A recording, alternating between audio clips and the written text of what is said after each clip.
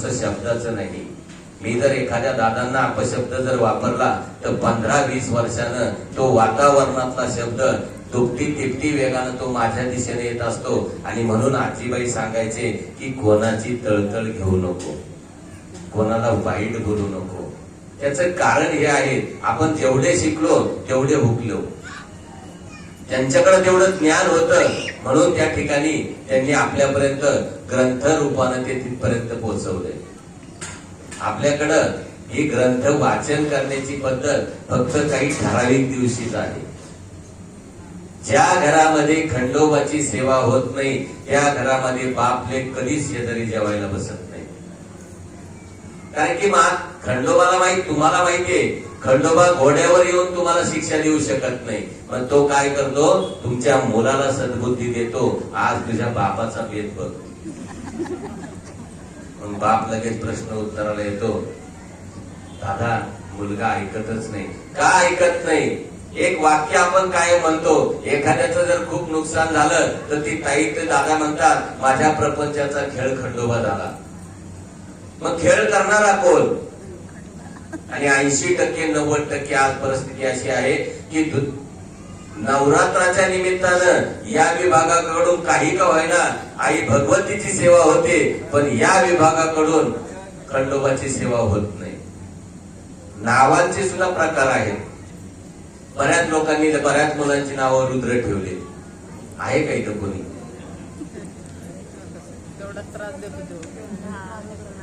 सगळ्या ताईंना विनंती आहे, थोडं पुढे सरका.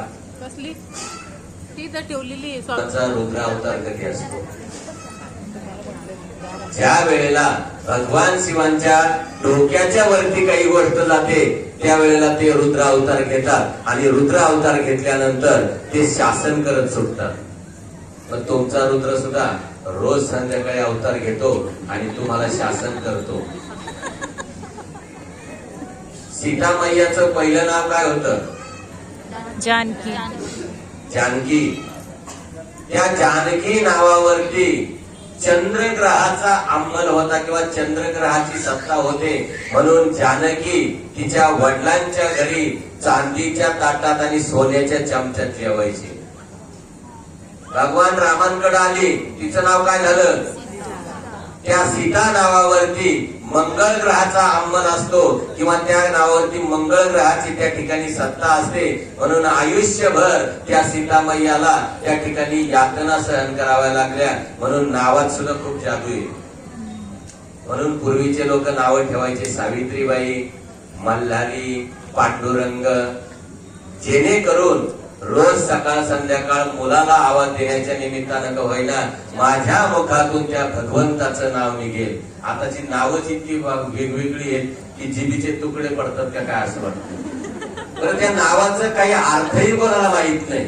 फक्त त्या मालिकांमध्ये नावं असतात, वैदही, अमोक, तमोक. त्या मालिकातली नावं पाहून तुम्ही ठेवायला लागला. अहो त्या मालिकेतली वैदही रोज संध्याकाळी तिच्या सासूला मारते, हे पाहता का? पण नावांमध्ये सुद्धा खूप जादू आहे. काही गोष्टींचं ज्ञान ठेवावं लागतं. नाहीतर तुम्ही म्हणता याच्याकडे बरंच काही ज्ञान, बऱ्याच काही गोष्टी आहेत. चित्रपट सगळेजण पाहतात ना, पाहतात का नाही? हा, ऋतिक रोशन एक हिरो आहे, माहितीये ना? त्याच्या वडिलांचं नाव आहे राकेश रोशन. हे का सांगतो की नावामध्ये काय पद्धत, कशा पद्धतीनं आपल्या जीवनावर परिणाम घडतात. मग त्या राकेश रोशनला माझ्यासारखा कुणीतरी एक शाना भेटलेला आहे आणि त्याला सांगितलं की तुझ्या प्रत्येक पिक्चरचं नाव के ने सुरू करायचं. खरा मनामध्ये विचार, कहो ना प्यार है, क्रिश 2, क्रिश 3, काबिल, कोई मिल गया. हा लावलेला पैसा त्याचा कधीच वेस्टेज जात नाही. जेवढा त्याने चित्रपट बनवायसाठी लावलेला आहे तेवढा तर 100% मिळतो, परंतु त्याच्यापेक्षाही जास्त मिळतो. तो उगाच त्याच्या पिक्चरची नावं केले ठेवत नाही. महेश कोठारी मराठी चित्रपट दिग्दर्शक आहे. त्यांच्या प्रत्येक पिक्चर मध्ये 5च अक्षर असतात.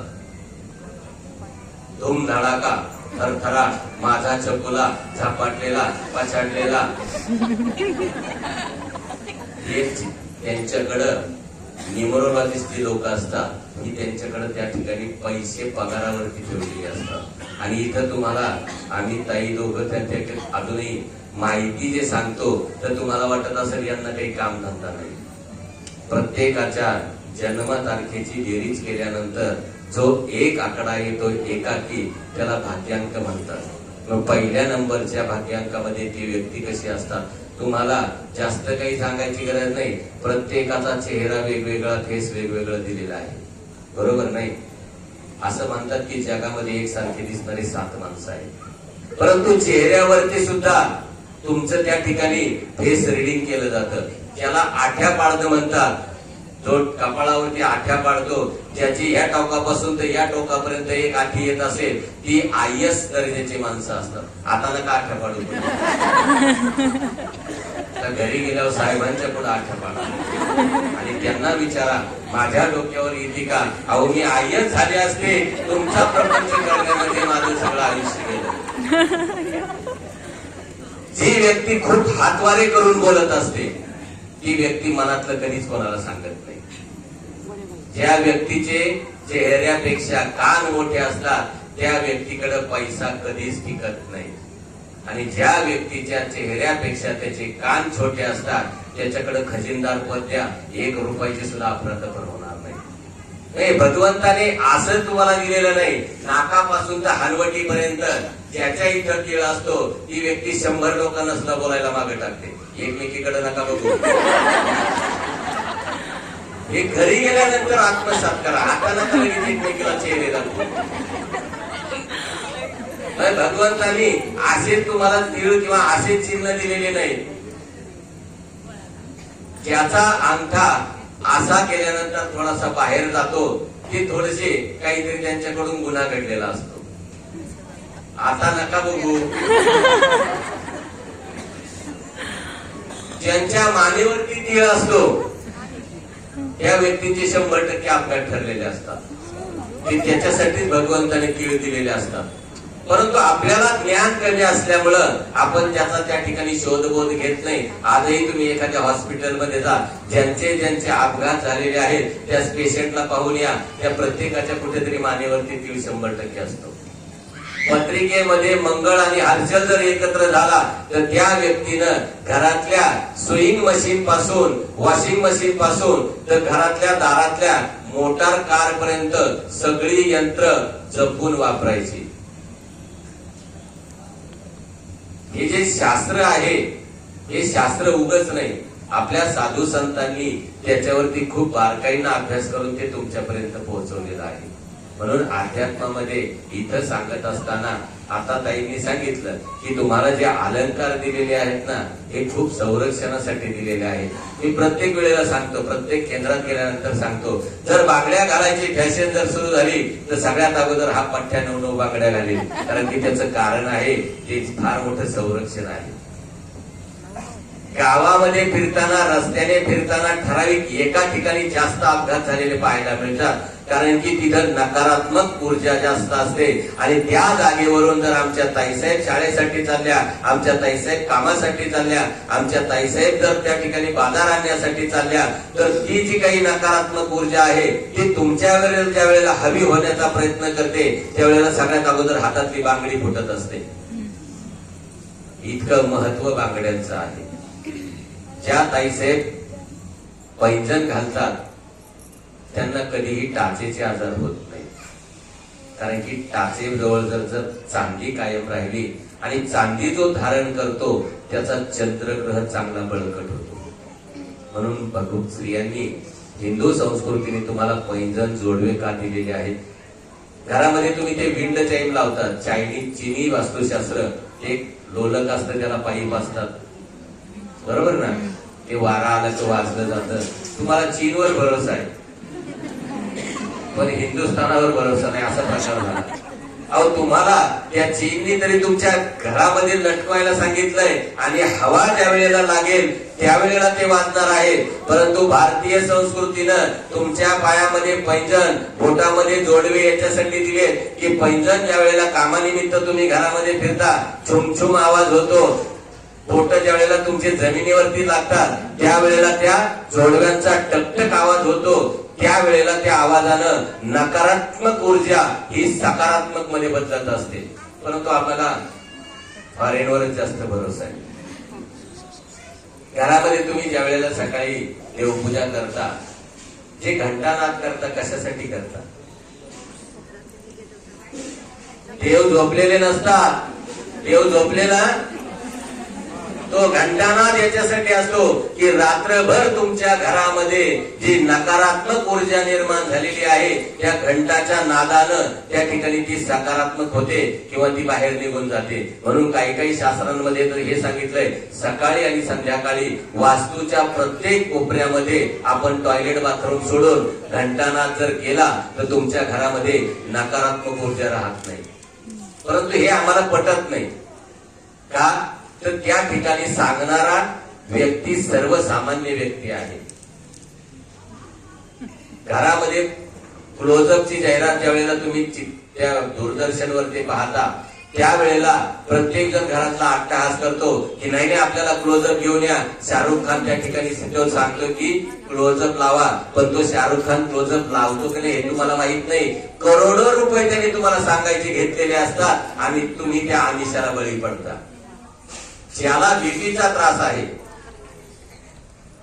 ज्याला ब्लड प्रेशरचा त्रास आहे, त्याने काय करायचं, एक रसरशीत पिवळं लिंबू घ्यायचं, हातामध्ये धरायचं, ओम सूर्याय नमः हा मंत्र कमीत कमी 1 माळ आणि जास्तीत जास्त 1 माळ आणि कमीत कमी 21 वेळा घ्यायचा आणि ते लिंबू स्वतः जाऊन पिंपळाच्या झाडाखाली ठेवून यायचं. असं जर कमीत कमी 21 दिवस जर केलं तर तुमची बीपीची गोळी बंद होते. ज्यांना ज्यांना मधुमेह आहे, ज्यांना ज्यांना डायबिटीस आहे, त्यांनी रोज सकाळी किमान 11 दिवस शेंगा ज्या असतात, शेंगा आता ज्या भुईमुगाच्या शेंगा येतील, ह्या शेंगा कमीत कमी पावशर शेंगा रोज भाजून त्या ठिकाणी त्यातले जे काही दाणे आहेत ते जर ग्रहण केले तर बीपीचं त्या ठिकाणी शुगर सुद्धा तुमची कंट्रोलमध्ये राहते. ज्यांना हाय बी त्या ठिकाणी शुगर असेल त्यांनी तळपायाला जर सीताफळीचं जर पान आपण जर बांधलं तर 400-500ची जी शुगर आहे ती 100-200 वरती येते. आठवड्यातून हा प्रकार एकदाच करा, शुगर सुद्धा कंट्रोल मध्ये राहते. परंतु आम्हाला त्याच्यामध्ये आनंद वाटत नाही दादा, आम्हाला डॉक्टरकडे जाण्यामध्ये आनंद वाटतो. आज पहा तुम्ही 80 वर्षाचे वयस्कर आणि 50 वर्षाचे 40 वर्षाचे आपण खूप फरक झालेला आहे. आजारानं प्रत्येकाला ग्रासलेला आहे आणि सगळ्यात मोठा आजार म्हणजे तुमच्या मनाची कमकुवतपणा. जोपर्यंत मग या ठिकाणी आपल्याकडे जे काही मंत्र आहेत, धुमावती मंत्र, तुम्ही म्हणता खरंच असं होतं का हो? अहो त्याच्या जर कधी मंत्राचा जर तुम्ही उच्चार करून पाहिला तर त्या मंत्रामध्ये सगळ्या रोगांची नावं घेतलेली आहेत आणि शेवटी भगवंताला सांगितलंय की राम राम राम रक्षाम रक्षाम रक्षाम शीघ्र शीघ्र आगच्छ गच्छ क्षिप्रमेव आरोग्यम कुरु कुरु हुंफट धुम धुमावती स्वाहा. मस्तकशूल, कटीशूल, अंगशूल, सकल शूलानं निर्धुमय निर्धुमय रामा ही जी काही नावं घेतली ह्या सगळ्यांपासून माझं रक्षण कर आणि याच्यातला जर मला काही आजार असेल तर निर्धुमय निर्धुमय म्हणजे तो निघून जाऊ दे. परंतु ज्ञान अपुरं, कारण की अपुऱ्या ज्ञानामुळे काय होतं आपल्या सगळ्यांना माहितीये. आणि शब्दशः अर्थ घेणाऱ्यांना सुद्धा एक माझी विनंती आहे की अर्थ बोधपूर्ण घेत चला. शेवट एक गोष्ट सांगतो. एक आजीबाई होती, शब्दशः अर्थ घेतल्यानंतर काय होतं, आजीबाईला सर्दी झाली, आजीबाईला 3 नातू होते. मोठ्या नातवानं डॉक्टरकडे नेलं, डॉक्टरने आजीबाईला तपासलं, प्रिस्क्रिप्शन वरती औषधं लिहून दिली आणि डॉक्टरने त्याला सांगितलं आजीबाईला पाण्यासोबत गोळ्या द्या.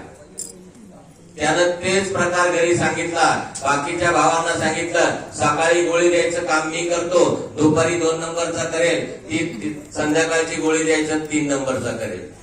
8 दिवसानं तो मोठा नातू धावत धावत डॉक्टरकडे आला. म्हटला डॉक्टर घरी चला, आजीबाई खूप सिरियस झाली. डॉक्टरला वाटलं की सर्दीने इतकं कोणी सिरियस होता असा काही आजार मी पाहिलेला नाही. तरी सुद्धा म्हटलं ठीक आहे, मी तुमच्या बरोबर येतो. तर घरी गेल्यानंतर खरंच पाहिलं आजीबाई कफनं जाम झाली होती, श्वास घ्यायला तिला मुश्किल होत होती. डॉक्टरला शंका वाटली की माझ्या ट्रीटमेंट मध्ये काहीतरी चूक झाली असेल, म्हणून त्यानं मोठ्या नातवाला विचारलं, मी सांगितलेल्या गोळ्या वेळेवर देत होतात का? तो म्हटला अजिबात टायमामध्ये सुद्धा बदल करत नव्हतो.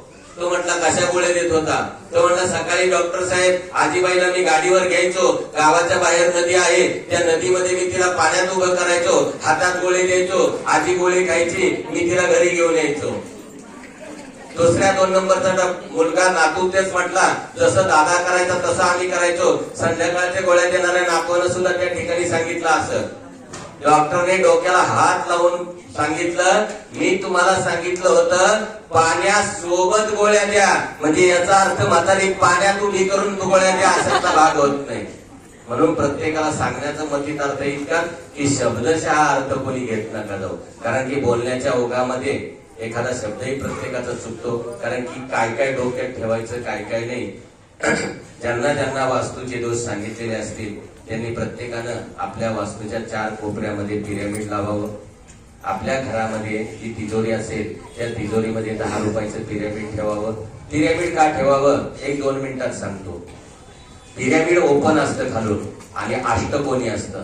इजिप्तमध्ये आजही पिरॅमिड पाहायला मिळतात. पूर्वी त्याच्यामध्ये मेलेले मृतदेह ठेवले जायचे आणि ते कधीही सडत नसायचे, कारण की ते गुरुत्वाकर्षण खेचण्याची ताकद पिरॅमिडमध्ये जास्त असते. म्हणून ज्याला पाहायचा असेल प्रयोग करून, डिस्चार्ज झालेला पूर्ण मोबाईल असू द्या, ब्लेड गेलेलं धार गेलेलं ब्लेड असू द्या, हे जर 24 तास त्याच्यामध्ये जर ठेवलं तर मोबाईल किमान 2% 5% चार्ज होतो. मग जर त्या ठिकाणी निर्जीव वस्तूला जर अशा पद्धतीने जर त्या ठिकाणी फायदा होत असेल तर आपण सजीव आहोत. ज्यांना मायग्रेनचा त्रास असेल त्यांनी डोक्यामध्ये पिरॅमिड घालून किमान रोज अर्धा तास बसावं. झालेली सेवा स्वामींच्या चरणी अर्पण. बोलताना अनावधानाने काही शब्द चुकले असतील तर सर्वांचे